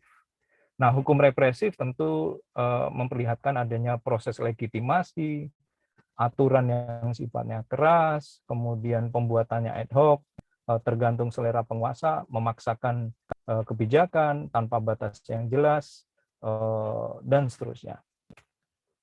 Nah, ikutan dari suatu proses hukum represif itu tidak hanya konteks lawmaking, tetapi juga atau pembentukan hukum, tetapi juga sampai pada titik bekerjanya hukum itu sendiri di lapangan. Misalnya dalam kasus 89 Februari kemarin, dalam catatan saya muncul 9 kasus kekerasan atau 9 dugaan pelanggaran HAM ya dalam kasus Wadas. 9 dugaan pelanggaran HAM dalam kasus Wadas ini mulai dari penangkapan atau penahanan sewenang-wenang, pemukulan, menginjak, menyeret saat penangkapan, penahanan, itu juga termasuk anak-anak, perampasan telepon seluler, pemaksaan menghapus foto atau video sehingga menghilangkan barang bukti, perusakan banner, poster, ekspresi penolakan tambang, intimidasi dengan melepas anjing pemburu, intimidasi terhadap pembela HAM, intimidasi terhadap jurnalis, pemadaman listrik tanpa kejelasan alasan, pelambatan akses internet atau throttling, pemaksaan tanda tangan dan penyerahan SPPT, suasana intimidatif, teror, penuh ancaman, setidaknya hilangnya hak atas rasa aman, makanya tidak mengherankan kalau ada keterangan tadi mengungsi, hak untuk mendapatkan lingkungan yang sehat dan bersih, hak atas ruang hidup dan keberlangsungan kehidupan, dan yang terakhir juga hak anak-anak yang terlanggar, hak dan kepentingan terbaiknya. Jadi kita menyaksikan hukum represif bekerja dalam kasus Wadas, dan setidaknya ada 14 bentuk pelanggaran HAM. Nah, lanskap yang kedua sekarang bicara soal impunitas. Pertanyaannya, kok bisa terjadi? Kenapa berulang? Bukankah kasus begini seharusnya sudah berubah situasinya di masa 2 dekade pasca rezim otoritarian Soeharto Orde Baru? Nah, kekerasan ini yang kemudian kita menyaksikan berulang, terjadi terus-menerus, dan jelas merupakan contoh dari abuse of power.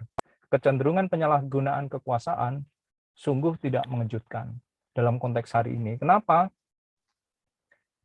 Saya sendiri mencoba mengumpulkan ya bersama teman-teman peneliti LP3IS misalnya, ada paling tidak 13 ilmuwan, 13 academic papers yang mengatakan kecenderungan itu. Saya sendiri menulis sebuah tulisan untuk konferensi tata negara itu, judulnya Pemilu dan Kembalinya Otoritarianisme. Jadi kembalinya otoritarianisme di Indonesia itu pintu gerbangnya adalah pemilu. Nah, itu sebabnya kekhawatiran yang hari-hari ini terjadi sebenarnya bisa dibaca tahapan atau indikasinya sejak beberapa tahun yang lalu. Peristiwa Wadas itu mengingatkan peristiwa sebelumnya, hanya mengulang saja kasus Kedung Ombo atau Waduk Nipah kalau di Sampang ya. Nah, itu juga sama di Nipah Sampang itu ya untuk kepentingan umum, tapi harus ditembaki warganya dan mati 4 petaninya.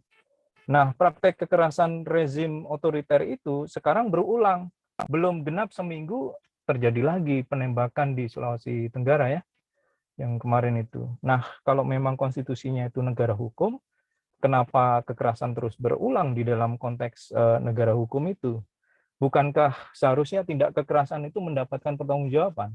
Justru di situ masalahnya, kekerasan itu seperti hal yang lumrah saja terhadap warga. Perbincangan soal kekerasan di Wadas, kemudian apakah akan diakhiri dengan permintaan maaf Ganjar? Apakah diakhiri dengan penyangkalan Polda dan Mabes Polri? Nah, ini mestinya Komnas HAM nih ya, yang harus bisa mencoba membuka ya tabir ini. Apakah mau selesai dengan cara begitu? Kalau ini tidak ada pertanggungjawaban, satu, bukan hal yang mengejutkan. Kalau cara penyelesaiannya adalah begini-begini saja, dalam tanda kutip ya, maksudnya adalah terlalu mengandalkan formalisme kebijakan yang seakan-akan dianggap sebagai kebenaran. Padahal kita negara hukum itu harusnya setiap tindakan, termasuk aparat negara, ketika mengatasnamakan hukum harus bisa dimintai pertanggungjawaban secara hukum. Seharusnya. Nah, itu sebabnya saya ingin mengajak berpikir bahwa ini bukan sekedar pelanggaran hukum. Semua dengan tahapan-tahapan yang terjadi itu menunjukkan ada peristiwa yang memang dirancang atau direncanakan, penangkapan, penahanan, mengambil orang dari kamar ya, dari rumah-rumah gitu ya. Bukankah itu terencana, sistematik, meluas? Siapa yang bertanggung jawab atas segala peristiwa ini? Siapa yang akan mengecek untuk pemadaman listrik? Setahu saya tadi di televisi Ombudsman. Siapa yang akan mengecek pelambatan akses internet?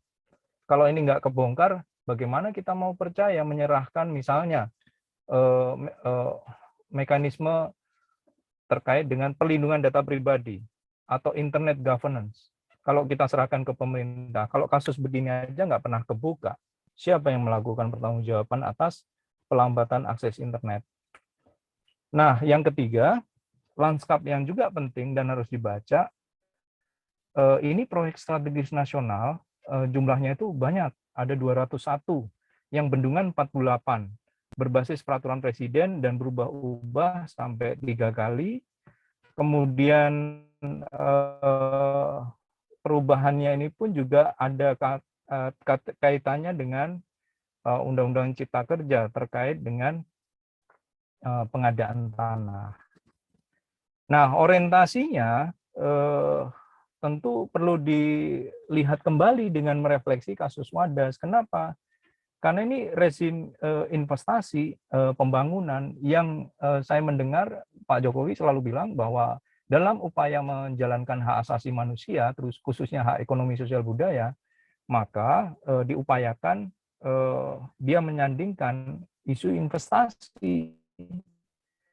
Nah, ini yang disebut sebagai market friendly human rights paradigm. Paradigma hak asasi manusia yang sebenarnya orientasinya pasar, investor, atau pemodal. Kekhawatirannya adalah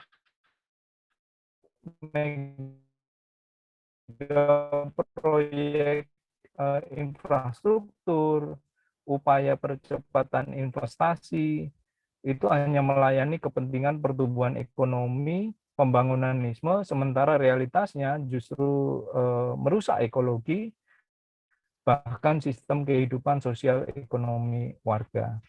Nah, dalam catatan Komnas HAM kan konflik agraria itu kasus-kasus yang dominan selama ini terjadi dan menimpa petani, masyarakat adat, dan seterusnya.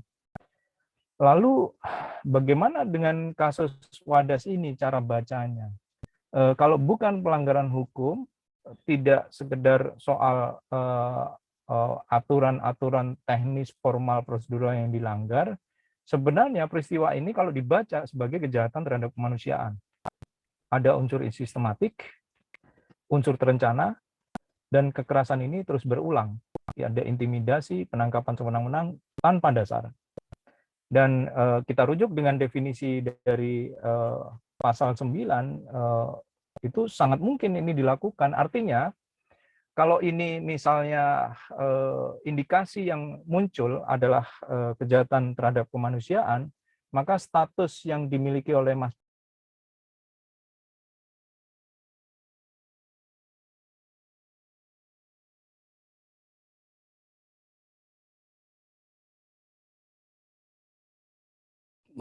Herlambang. Terlempar kayaknya Mas. Oke. Lanjut dialog aja saya kira.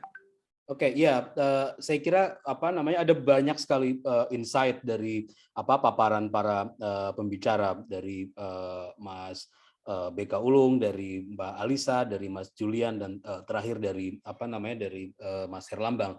Saya kira kita punya waktu sekitar setengah jam. Mas Lambang baru connect, saya langsung ke tanya jawab ya Mas Herlambang ya. Kita punya waktu sekitar setengah jam untuk sesi tanya jawab. Saya kira Anda bisa raise hand dan menyampaikan sesingkat-singkatnya, tidak harus tidak harus pertanyaan, bisa juga merespon atau share atau menambah insight dari diskusi sore kali ini. Oke, saya persilahkan ada Gratia Wing Arta. 3 penanya untuk sesi termin pertama, silahkan. Ada yang lain dulu? Gratia, silahkan. Baik. Sama Agung ya. Iya, terima kasih banyak Pak Moderator. Saya ingin bertanya, di Indonesia kita lihat seringkali permasalahan ini adalah demokrasi kita adalah bukan demokrasi rakyat. Pertama, kekuasaan utama memang di tangan rakyat, tapi dikendalikan oleh gurita oligarki. Gurita oligarki ini adalah orang-orang yang berkuasa demi kepentingan golongan, demi kepentingan individu. Mereka tega mengorbankan rakyat. Peristiwa di Jolosutro Malang, di Madura, di Madiun, dan di Wadas itu memperlihatkan bahwa negara kita dikuasai oleh para pebisnis yang mengendalikan ekonomi. DPR saja sebagian besar pebisnis. Di sini, bagaimana kaum intelektual, aktivis dapat mengadvokasi, menggalang gerakan-gerakan rakyat, sehingga lahirlah gerakan masyarakat yang sadar akan demokrasi, sehingga tidak mudah diperdaya dan dikendalikan secara otoriter oleh pemerintah. Terima kasih banyak. Oke, Bro Agung, silakan. Terima kasih kesempatannya, teman-teman. Semoga sehat selalu semuanya. Saya hanya ingin memberikan komentar tentang elephant in the rooms-nya, ya, yang bernama kepentingan umum. Ya.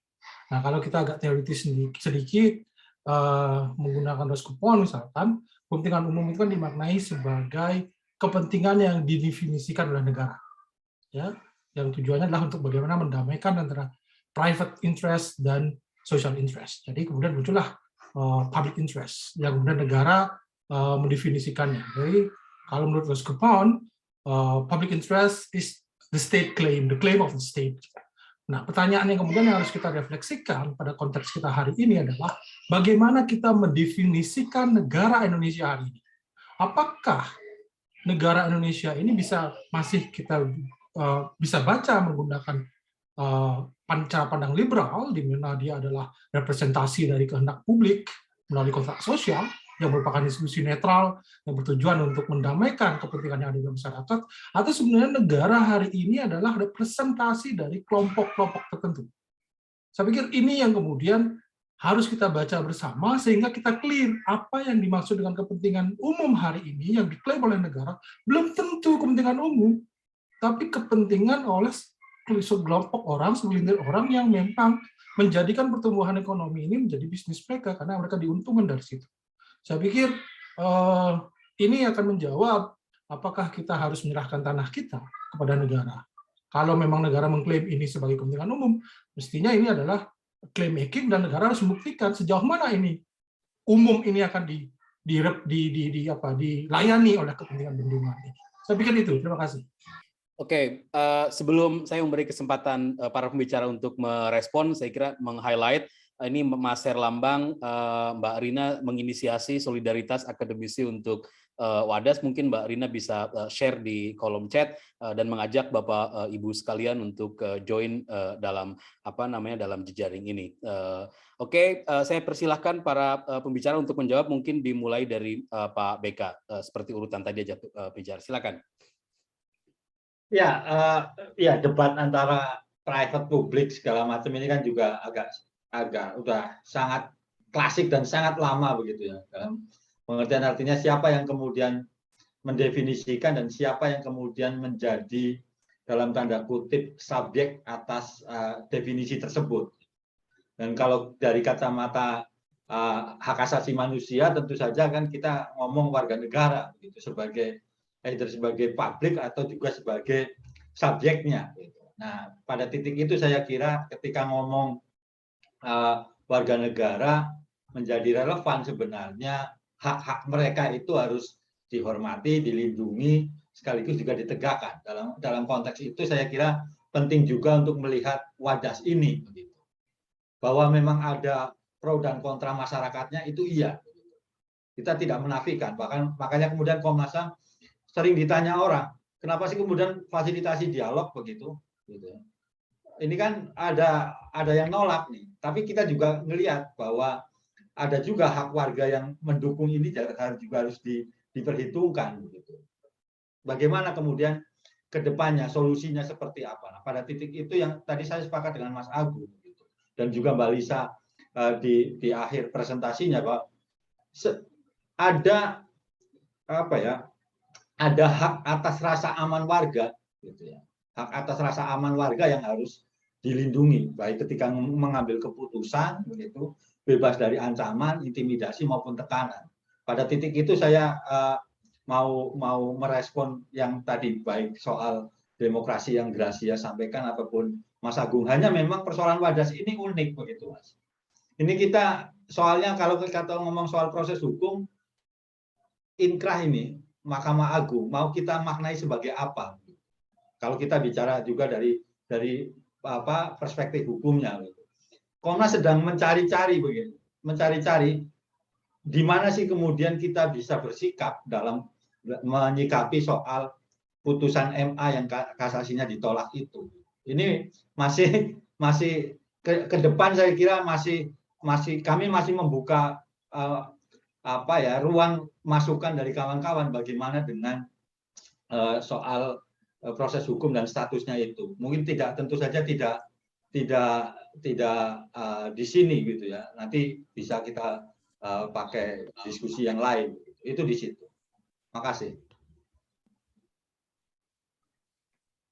Oke, silahkan Mas Julian. Mas Julian masih ada? Atau langsung ke Mbak Alisa? Silakan Mbak Alisa.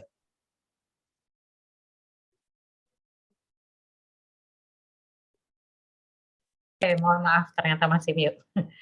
Ya itu dia yang tadi saya sampaikan soal demokrasi prosedural. Bahkan saya menganggap bahwa prosedur demokrasi yang sekarang itu yang kita dunia itu banyak memuja-muji Indonesia karena demokrasi proseduralnya itu sebetulnya adalah penyederhanaan yang saya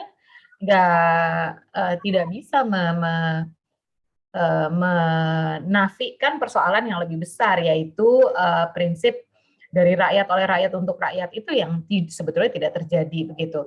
Bahkan demokrasi prosedural yang sekarang ada, prosedur demokrasi yang sekarang ada itu justru menjadi loopholes yang membuat kemudian kapitalisasi terhadap posisi rakyat yang lemah itu terjadi secara masif begitu. Dan Kalau pertanyaannya adalah jadi siapa yang menentukan mana kepentingan publik, mana kepentingan sosial, dan mana kepentingan privat? Menurut saya ya tadi siapa yang mengatakan bahwa the elephant in the room? Buat saya the elephant in the room itu adalah kepentingan politik, ekonomi politik. Itu the elephant in the room. Bahkan kita tahu kita tahu bahwa pemodal itu punya backingannya dari negara begitu. Dan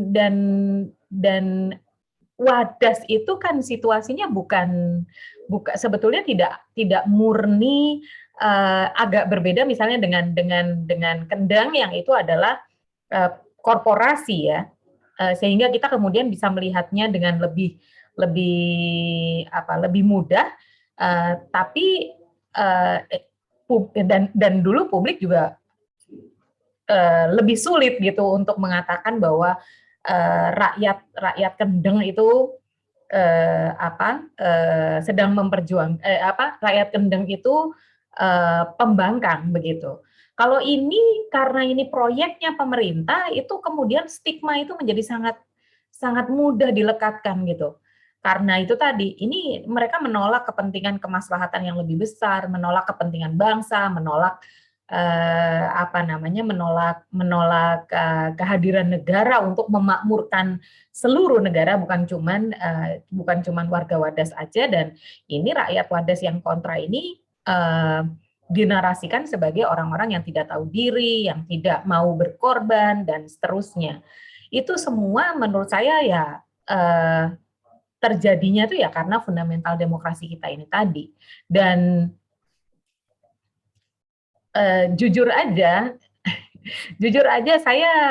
saya ingat sekali suatu ketika kami pernah berkumpul di rumahnya Kang Gundretno di Sukolilo.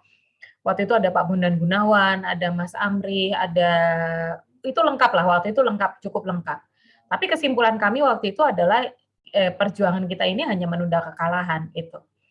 Karena hampir tidak mungkin untuk mengendalikan yang izin semen di sepanjang Pegunungan Kendeng ya. Ada 38 titik dan seterusnya begitu. Saya berpikir kalau kita tidak menyelesaikan urusan yang lebih fundamental tadi itu, kita tetap akan berhadapan dengan situasi-situasi yang sama terus-menerus. Dan saya terus terang belum tahu bagaimana kita akan mencari breakthrough-nya. Bagi saya yang paling penting adalah apa jawabannya, apa yang harus kita lakukan, dan apa jawabannya yang ideal, dan itu yang akan kita kerjakan. Itu yang terus terang saja sampai sekarang saya belum punya jawabannya ya. Sekarang berusaha terus semampunya. Begitu. Terima kasih, Mas. Oke, makasih Mbak Alisa. Mas Julian, silahkan.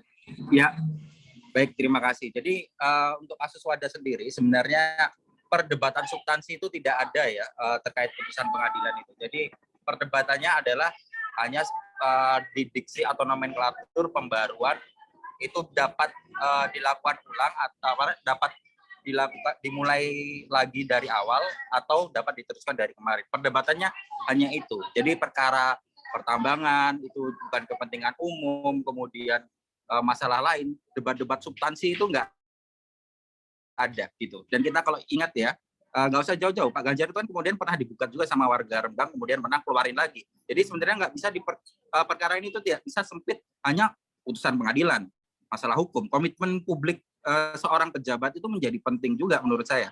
Dan sebenarnya nggak perlu melakukan gugatan pun kalau misalnya Pak Ganjar itu mau menyelesaikan perkara ini, kan dalam melakukan pencabutan itu bisa gitu ya.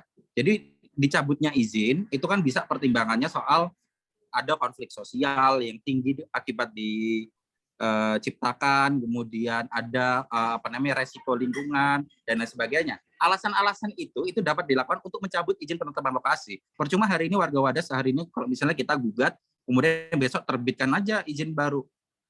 Debat substansinya nggak ada gitu. Jadi saya kira hal ini harus lebih dalam lagi ya melihat perkara itu soal substansi di dalam kasusnya. Memang akhirnya banyak pejabat publik juga memandang hal ini hanya sekedar formalitas saja, substansinya miskin gitu. Nah, ini sebenarnya memperlihatkan ya bahwa saya nggak tahu ya, segala instrumen hukum itu akhirnya formalitas dan substansi hukumnya sangat miskin sekali gitu. Jadi ini justru problem demokrasi hari ini itu dirusak oleh pejabat publik itu sendiri. Saya nggak bisa bayangin ya Pak, kalau misalnya apa-apa harus melalui pengadilan. Kita tahu di mekanisme pengadaan tanah untuk kepentingan umum, proyek PSN, kemudian akses keadilan masyarakat dipersempit itu. Ya, kalau misalnya kita mau bilang izin tun itu hanya 30 hari dalam mekanisme pengadaan tanah khusus untuk PSN itu cuma 30 hari. Coba bayangin. Jadi warga masih belum tahu apa-apa gitu ya yang disampaikan oleh Mbak Alisa tadi.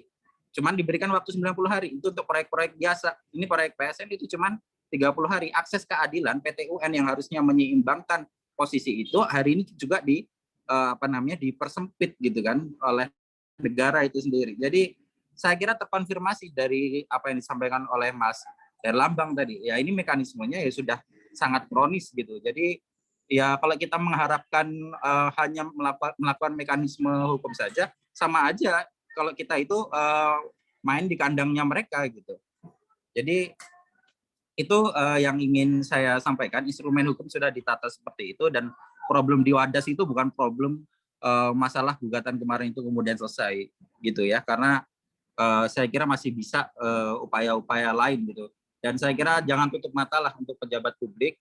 Ini korbannya ini sudah meluas, wanita, anak-anak, lansia gitu ya. Traumanya benar-benar terasa sekali dan ini menyakiti gerakan lingkungan hidup dan kemanusiaan di Indonesia gitu. Jadi ya saya harap ini ada solusinya, solusi jalan tengah dari penyelesaian ini ya dicabut izin penetapan lokasi. Saya sangat terkonfirmasi sekali dari tahun 2013 sebelum terbitnya izin ini, kehidupan warga Wadas itu baik-baik saja, terkonfirmasi sekali. Dan kalau misalnya karena ada gesekan, saya tantang Kapolda Jawa Tengah itu ada nggak catatan kriminal warga Wadas sejak tahun 2018 sampai hari ini. Jadi apa dasarnya kemudian menetapkan warga Wadas itu sehingga melakukan operasi sebesar itu, ribuan itu, gitu. Bukan kriminal, mereka bukan teroris. Kenapa kok diperlakukan seperti itu? Bawa senjata keliling desa itu udah bukan ini lagi, udah bukan hal normal lagi gitu ya. Ibu-ibu sampai hari ini benar-benar sangat susah sekali mengembalikan trauma tersebut. Dan ini bukan pertama kalinya. Ini nggak ada efek jerah. Tanggal 23 April itu pernah dialami oleh warga Wadas. Saya juga mengalami itu gitu. Saya buat laporan juga ke Polda sebagai masih bentuk kepercayaan saya terhadap institusi itu. Tapi masih mengambang, belum ditemukan siapa pelakunya dan lain sebagainya, siapa yang mukul saya, kan itu ada penanggung jawabnya. Tapi sampai hari ini kasus itu pun tak terungkap gitu. Jadi saya kira ini sudah benar-benar ini ya hak impunitas bagi penegak hukum, terutama aparat gabungan itu yang terdiri dari kepolisian, TNI itu sudah tidak bisa apalagi instrumen hukumnya yang bisa menembus mereka itu untuk menghakimi mereka. Ya maka saya berharap Komnas HAM itu dapat melakukan perannya, melakukan investigasi gitu ya. Jika ditemukan pelanggaran, ya kami nanti akan support untuk data-data tersebut. Tapi saya kira ini perlu kesadaran kita bersama bahwa ini tidak hanya untuk ini ya warga Wadas, tapi ini untuk masyarakat hukum kita semua. Saya kira itu. Oke, makasih Mas Julian. Mas Herlambang, silakan. Baik ya, maaf tadi terlempar ya. Catatan saya begini, di hari-hari ini jujur itu barang langka ya, apalagi keberpihakan itu sangat mendasar. Maksud saya bilang begini adalah ketika dia bicara hukum, seringkali hukum itu hanya melayani kepentingan politik tertentu. Jadi argumennya itu selected ya, selected legal arguments gitu ya. Kalau bahasa Jawa itu kira-kira molor mungsretnya itu tafsirnya sekenaknya sendiri, gitu. Seenaknya sendiri. Kalau tadi disinggung oleh Mas Julian bicara soal putusan pengadilan yang memenangkan warga, kasus Rembang adalah bukti yang paling terang benderang warga menggugat di Pengadilan Tata Usaha Negara sampai Mahkamah Konstitusi, izinnya dibatalkan. Apa yang terjadi? Tetap aja terbitkan izin baru. Jangan menutup mata dong. Ini kan jelas putusan pengadilan, Mahkamah Agung, levelnya kasasi. Ya, tapi bisa tuh terbit keputusan baru. Jangan hapus tuh rekam jejak sejarah itu, gitu ya. Sekarang ada putusan sampai ke Mahkamah Agung. Bli Igam kebetulan yang memberi keterangan ahli dan kita bisa sama-sama baca putusannya. Putusannya tidak masuk ke substantif. Kemudian ini menjadi semacam blanket argumen untuk mengatakan bahwa ini putusan pengadilan sudah mengalahkan semuanya. Enggak begitu. Ini ada proses tambang tanpa IUP, ya. Ini menjawab pertanyaan jurnalis di kolom chat. Tanpa IUP dan kemudian mengatasnamakan pengadaan tanah untuk kepentingan umum yang jadi satu, gitu ya. Dan logika hukum yang digunakan juga semakin mengkhawatirkan. Nah, hal-hal yang begini saya kira mesti bertanya tuh kepada Bli Igam atau pemikir hukum lingkungan yang memang sekarang ini sedang bekerja ya, merapikan pendapat hukum atau konflik agraria yang sedang juga difikirkan oleh teman-teman pemikir hukum agraria. Jadi supaya nggak separuh-separuh atau tidak hanya main klaim di televisi ya, katanya ahlinya itu sudah mengatakan begini, enggak, kami ingin tahu ahlinya ngomong apa di publik. Mari kita berdebat, mari kita ngumpul bareng, atau kalau perlu Komnas HAM pertemukan ahlinya Ganjar, hukum, ya, dengan ahli-ahli yang mungkin warga bisa tunjuk. Nah, begitu juga soal AMDAL. Apakah memang betul di wilayah itu cukup baik ditambang? Apakah tidak ada jejak sejarah bahwa pernah terjadi longsor, sejumlah korban tewas di sana, meninggal dunia karena longsoran itu di tahun 1988? Kenapa tidak masuk dalam kebijakan AMDAL-nya? Nah, belum lagi soal apa yang disebut oleh Mas BK tadi, soal sosial dan seterusnya. Jadi, peradilan pun ya perlu dikritisi. Ya. Peradilan dengan kualifikasi putusannya perlu dikritisi karena dia berada dalam konteks politik. Tamir Mustafa sama Tom Ginsberg itu pernah menulis, dan dari sana saya menulis inspirasinya, ya, inspirasi buku itu saya menulis Indonesia. Dan ternyata di dalam konteks Indonesia juga sama. Dalam kasusnya Budi Pego, ya, Budi Pego itu dihukum propaganda komunisme karena menolak tambang emas. Tapi nggak pernah dibuktikan di pengadilan bahwa dia melakukan propaganda itu, wong komunis saja nggak ngerti, dia lahir tahun generasi kapan, dan seterusnya. Nah, inspirasi Tom Ginsberg sama Tamir Mustafa itu melahirkan satu tulisan yang saya coba publish, judulnya Judicialization of Authoritarian Politics, atau peradilan itu menjadi penopang dari politik otoritarian. Bisa diakses ya publik, bisa disimak kasus-kasus yang saya angkat termasuk kasus sumber daya alam. Dan dari kalangan akademisi dengan mempertimbangkan segala argumen, itu sebabnya kami memilih berpendapat untuk pemerintah segera membatalkan rencana penambangan andesit di Wadas atau Kueri itu di Desa Wadas. Kalau bendungannya silakan diupayakan ya, tapi Mbak Alisa betul tadi bilang bahwa harus persepakatan dengan warga, dan itu harus dihargai karena ruang hidup dan kehidupannya itu harus dipertahankan karena mandat konstitusi. Kecuali kalau kita sudah nggak percaya konstitusi. Terima kasih. Oke, makasih Mas Herlambang. Ini masih ada, saya kira satu sesi pertanyaan lagi sekaligus penutup. Di kolom chat ada pertanyaan tentang kalau Komnas HAM menemukan kekerasan sebagai salah satu temuannya, lalu apa yang akan dilakukan? Lalu Mbak Rina mungkin bisa share sedikit. Saya invite Mbak Rina share solidaritas untuk Wadas, mungkin bisa menyampaikan secara verbal dalam forum ini. Lalu ada Mbak Arifah. Silakan Mbak Arifah, lalu Mbak Rina. Silakan.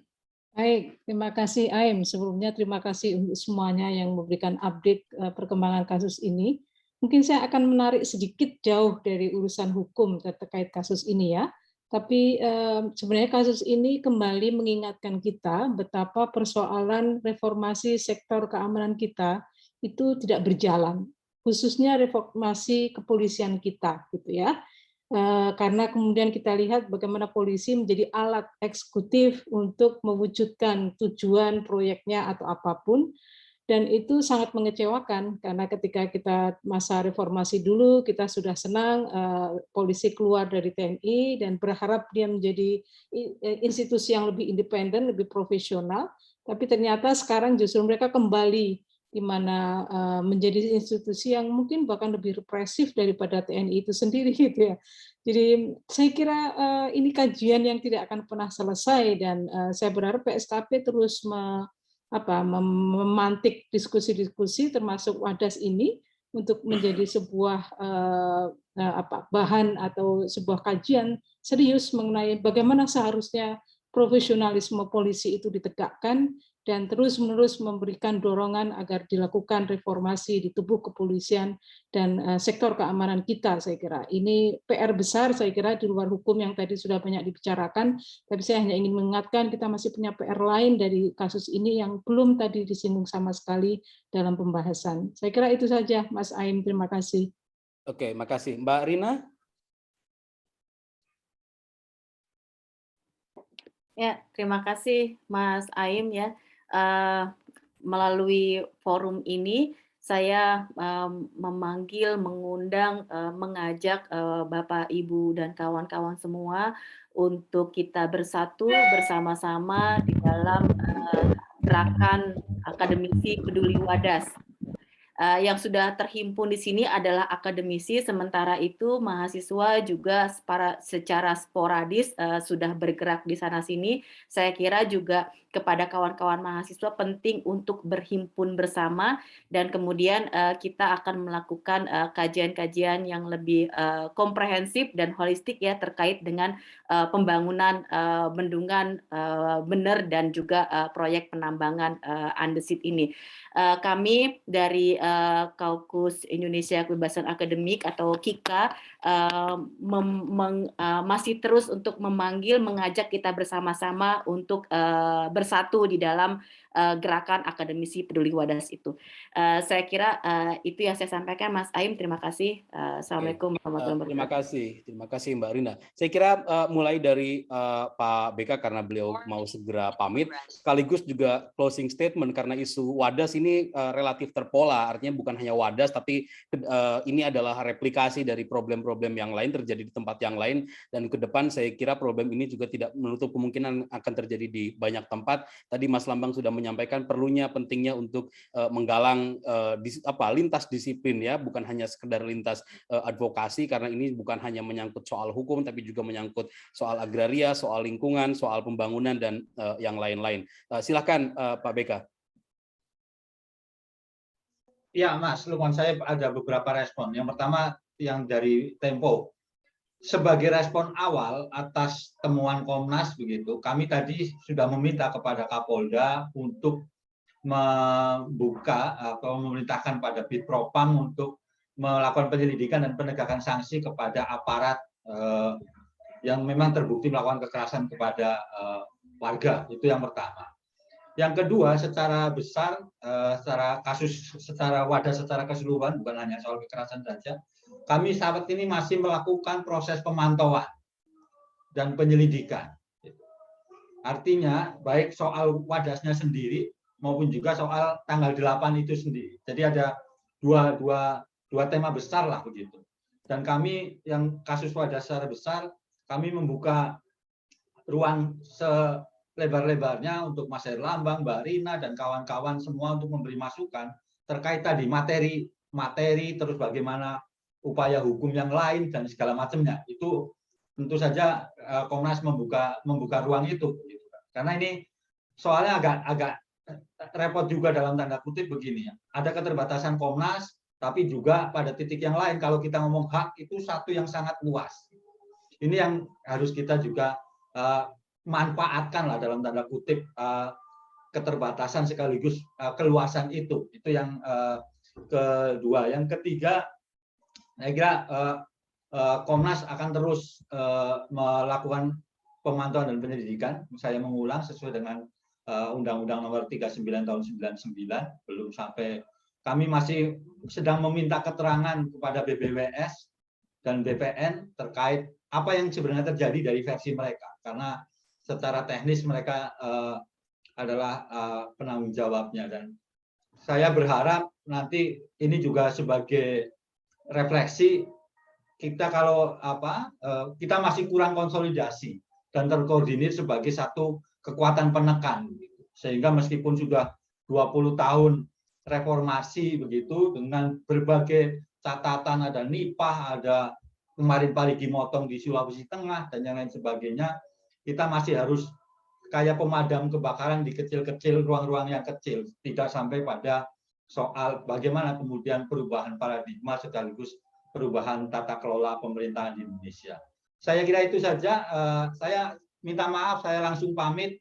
Terima kasih atas kesempatannya Mas Najib. Semoga kita bisa terus memperjuangkan dan melindungi hak-hak warga negara.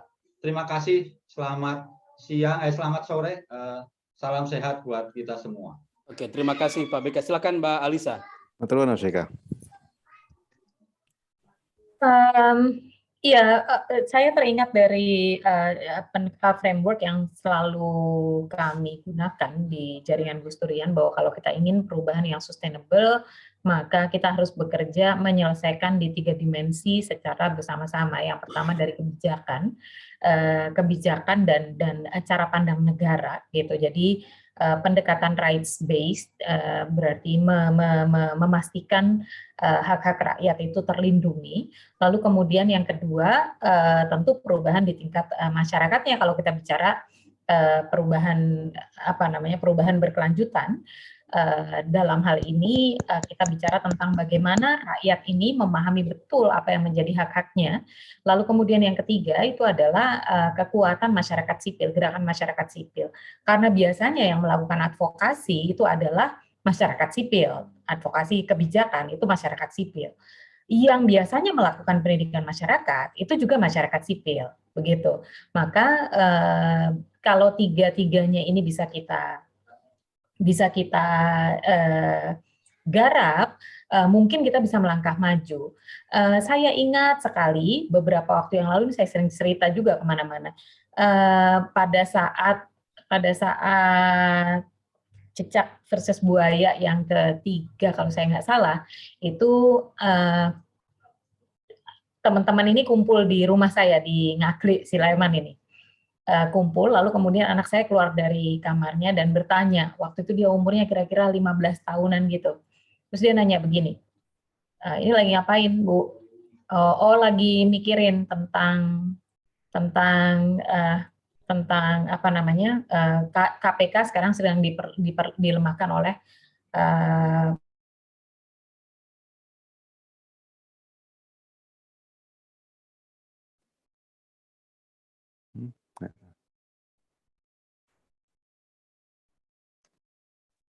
terputus. Freeze kayaknya. Ya. Halo Mbak.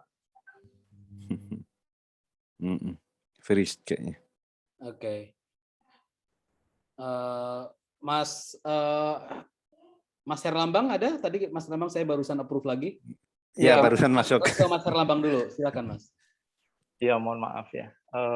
Closing statement ya. 2 hal.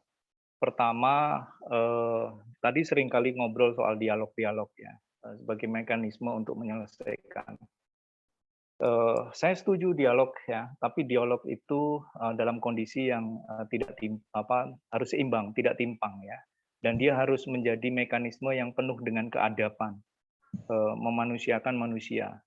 Dia bukan ditempatkan sekedar instrumen formal sebagai prasyarat memaksakan proyek pembangunan, bukan begitu.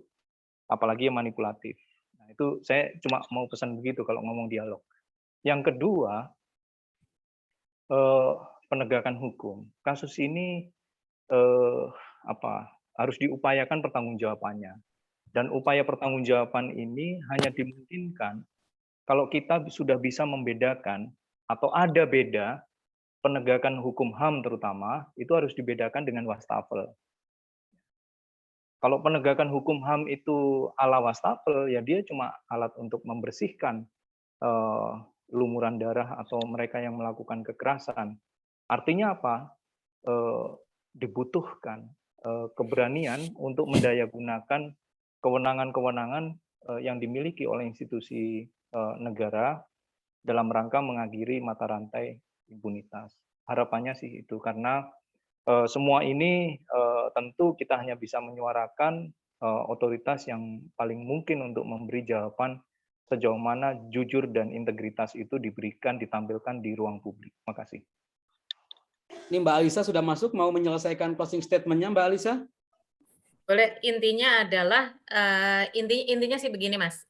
Intinya adalah barangkali perjuangan kita masih sangat panjang, tetapi yang paling penting adalah kita progress begitu. Progressing is more important than merasa ini kayaknya nggak bakalan bisa nih gitu. Jadi ya kita harus kerja, itu aja sih saat ini.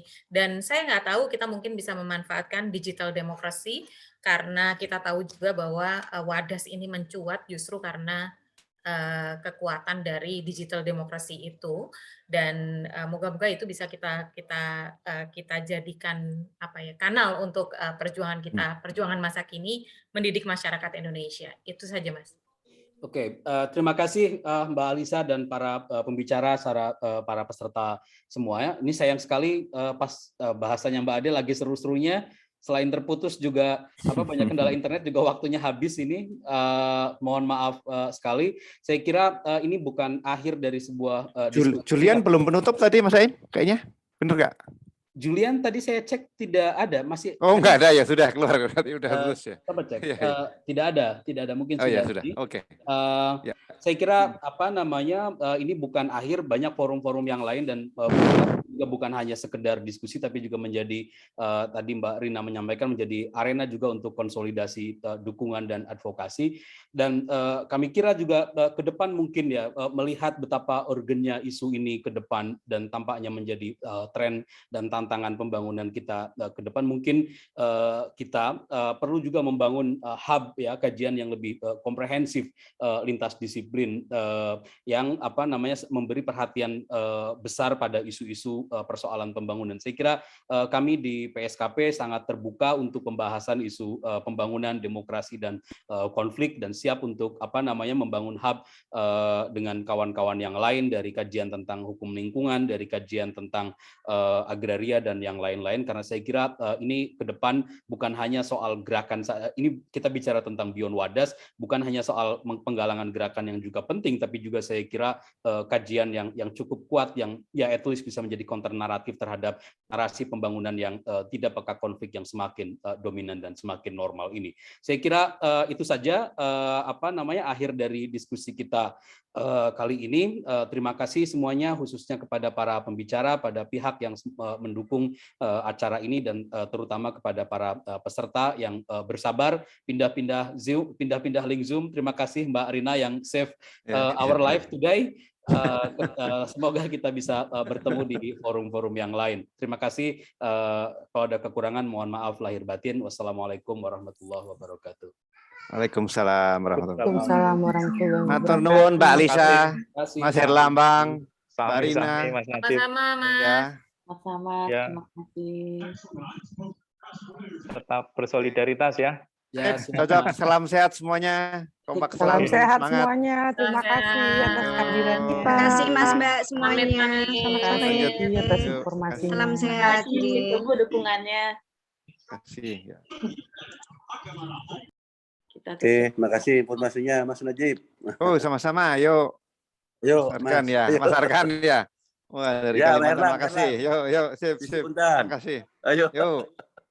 Oke.